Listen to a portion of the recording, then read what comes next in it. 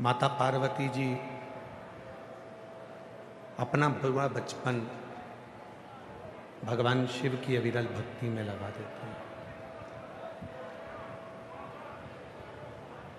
माँ जगतजननी जगदम्बा अम्बा माँ पार्वती जी का ऐसा कोई समय जाता नहीं है जिस समय पर माँ भगवान शंकर की पूजन नहीं करती, साधना नहीं करती।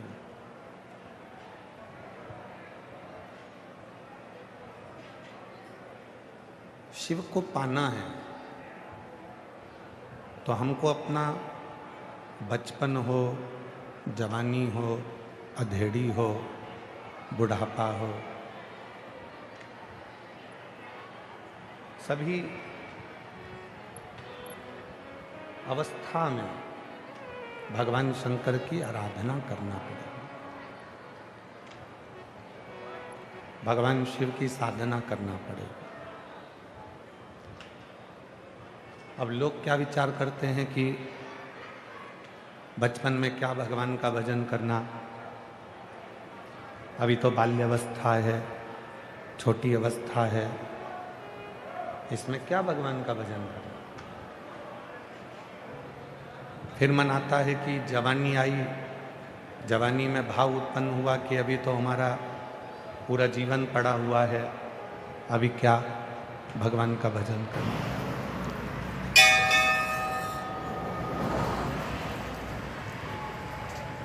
फिर आ जाती है अधेड़ी, जिसमें व्यक्ति अपने मन को ये विचार कर लेता है कि मुझे मेरे बच्चों को पालना है, विवाह हुआ है, उसका भार है मेरे ऊपर, परिवार को लेकर चलना है, सबको साथ देना है, अभी क्या भगवान का भजन करना। ऐसे करते करते करते करते हमारी पूरी जिंदगी निकल जाती है। और मेरी जीजियों,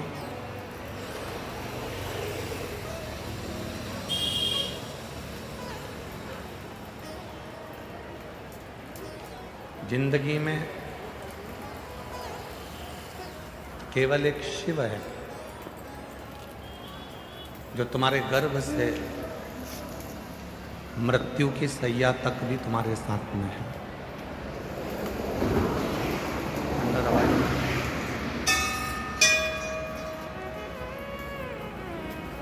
तुम्हारे जन्म से लेकर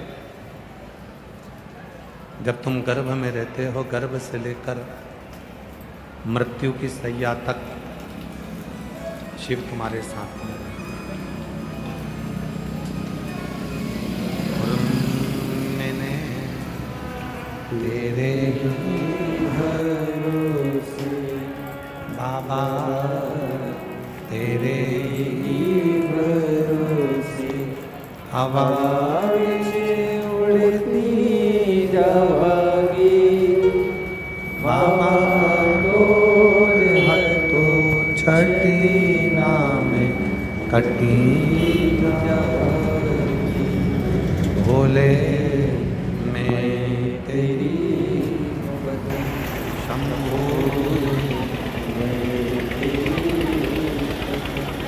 हवा में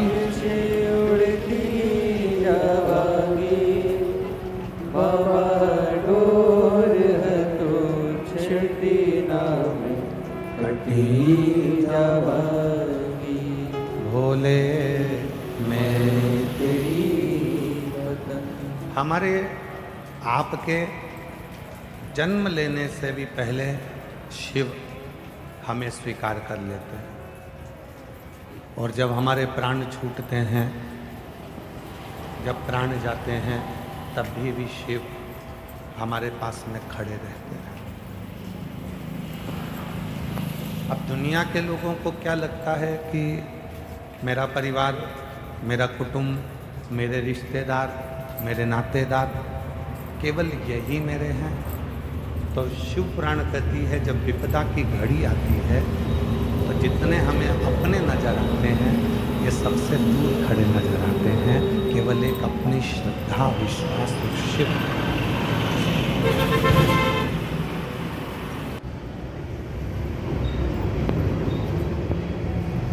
कितना सुंदर कहा है। कचेरी का गेट, हॉस्पिटल का बेड और दुख के समय पर अपना गेट,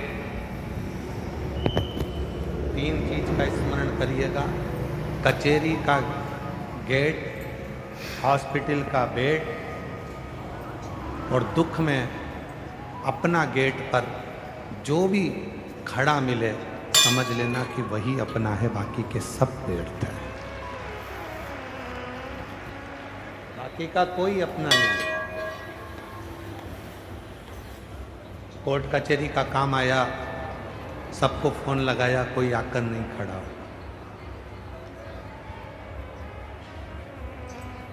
हम आपसे एक बात पूछते हैं, आपके मोहल्ले में, आपकी कॉलोनी में, आपकी सोसाइटी में, आपके रिश्तों में, आपके नातों में, आप जाकर देखिएगा, शादी हो रही है किसी की, उसकी शादी में 1000 लोगों का भोजन हुआ, उसकी शादी में 800 लोगों का भोजन हुआ, उसकी शादी में 1500-2000 लोगों का भोजन हुआ।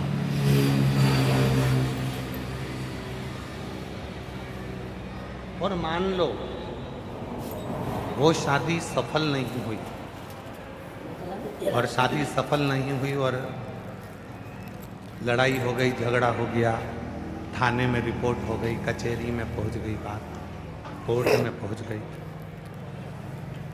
और कोर्ट कचहरी में बात पहुंची और वहां तुमको गवाही के लिए नाम लिखा दिया गया, तो तुम तुरंत झगड़ा करने पहुंचोगे कि हमारा नाम क्यों लिखा। शादी में भोजन करने वाले 1000 थे, दूल्हे के घोड़े के आगे नाचने वाले 100-200 थे, रिसेप्शन में महिला संगीत में नाचने वाले 100-200-500 थे। पर जब तलाक की बात आई, दोनों का संबंध नहीं जमा, तलाक होने लगा। अब उस तलाक में जो 1000 लोग थे, उन सबका नाम लिखा कि ये खाना खाकर गए थे, इनसे पूछो कि लड़का लड़की में क्या दोष है। 500 आदमी का नाम लिखा, उनसे पूछा जाए कि ये लड़का लड़की का तलाक हो रहा है, इसमें लड़की अच्छी है कि लड़का अच्छा है। दुख में, कचहरी में कोई तुम्हारे साथ में खड़ा नहीं मिलता। हॉस्पिटल के बेड पर एक दिन लोग देखने आ जाएंगे, वो भी लोकाचार की भाषा में, दिखावे की भाषा में, पर हॉस्पिटल के बेड पर भी कोई तुम्हारे तरफ साथ खड़ा नहीं मिलता। दुख के समय पर तुम्हारे दरवाजे पर कोई खड़ा नहीं मिलता। तो फिर कैसे कह दें कि ये तुम्हारे रिश्तेदार हैं, ये तुम्हारे नातेदार हैं, ये तुम्हारे अपने हैं? कोई नहीं। फिर तो केवल एक स्मरण आता है, अंत समय प्रभु आना पड़ेगा, वचन दिया तो निभाना पड़ेगा। आएगा प्रभु कुटुंब कबीरा, अंत समय प्रभु आना पड़ेगा, वचन दिया तो निभाना पड़ेगा। फिर एक बात स्मरण में आती है कि अंत समय में फिर वही शिव एक हमारा है। मेरी जीजियों, मेरे जीजाओं, मेरी बेटियों, मेरे बेटाओं, मेरे बुजुर्ग माता पिता, स्मरण करिएगा, जब तुम्हारी जिंदगी में, संसार के किसी भी व्यक्ति की जिंदगी में जब तकलीफ आती है, दुख आता है, जब बहुत ज़्यादा परेशानी आती है, तो अपना खुद का मकान, खुद की दुकान, भी बिक जाती है।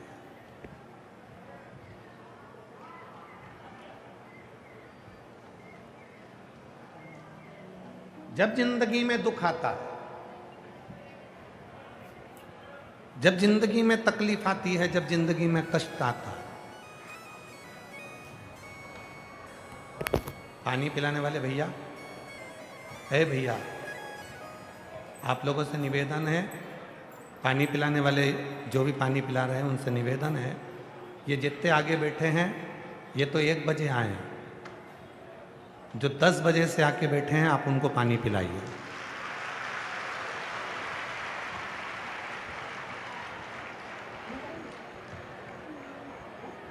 ये सब 1 बजे आए हैं जो आगे आगे बैठे हैं। जो 10 बजे से आए हैं, अगर पानी पिलाने का इतना है तो आप वहां जाकर पिलाइए, जो 10 बजे से धूप में जगह संभाल संभाल कर बैठे हैं।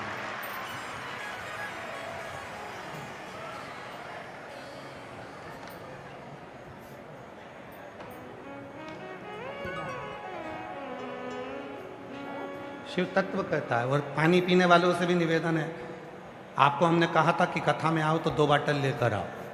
आप अपने साथ में 2 बाटल लाए हो तो आपको पानी लेने की ज़रूरत नहीं है।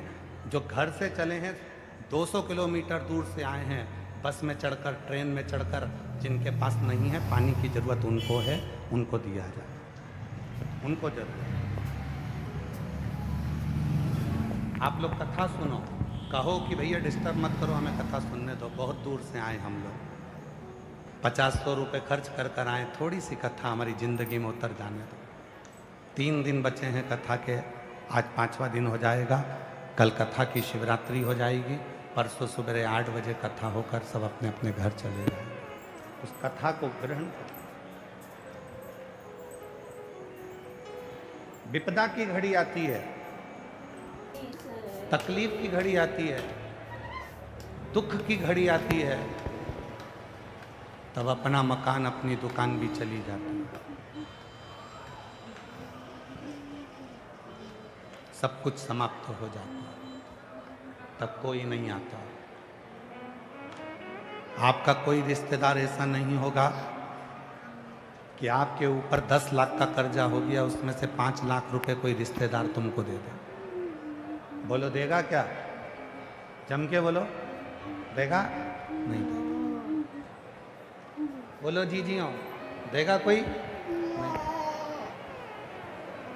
दुख है, तकलीफ है, कष्ट है, परेशानी है। रिश्तेदार का मतलब क्या होता है कि अगर कोई दुख में है, तकलीफ में है, कष्ट में है, परेशानी में है, तो उसको थोड़ा सा सहयोग प्रदान करो, कुछ मत करो। शिव महापुराण की कथा तो यहां तक कहती है कि तुम किसी का कर्जा नहीं चुकाते सकते तो मत चुकाओ। आप किसी का कर्जा नहीं चुका सकते, मत चुकाओ। शिव पुराण कहती है बस इतना तो कर सकते हो कि आप अपने रिश्तेदार जो कर्जे में डूबा हुआ है, तकलीफ में डूबा हुआ है, उसके बच्चों को पढ़ा तो सकते हो, उसको एजुकेशन तो दिला सकते हो, उसकी चिकित्सा तो करा सकते हो। ये भी एक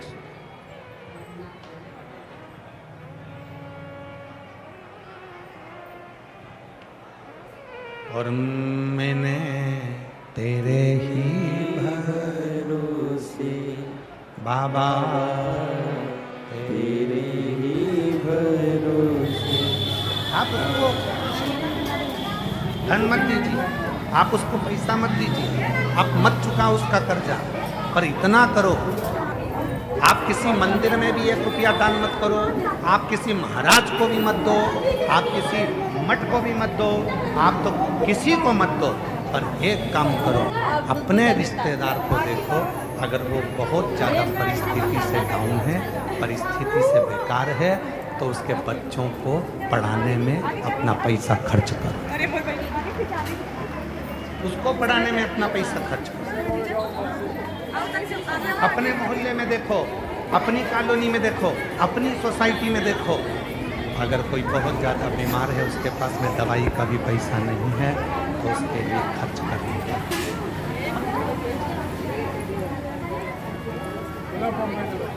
तुम्हारे लिए तो तुम्हारा भी आ जाएगा। वो रिश्तेदार किसी काम के नहीं जो दुख की घड़ी में शामिल ना हो। कचेरी के गेट पर, हॉस्पिटल के बेड पर और दुख की घड़ी में तुम्हारे गेट पर जो खड़ा मिले समझ लेना वही तुम्हारा रिश्तेदार है, बाकी के सब का कोई नहीं।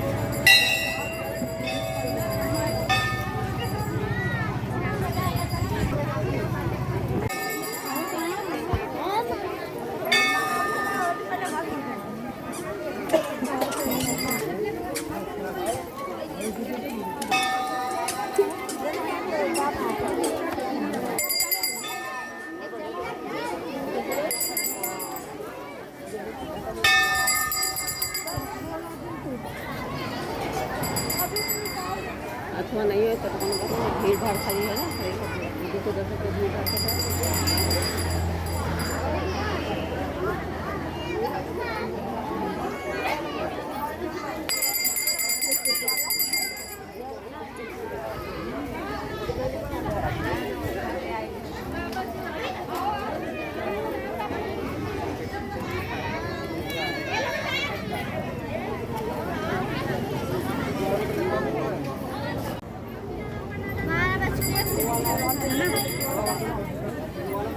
कल सारे 11 बजे आप बहुत जगह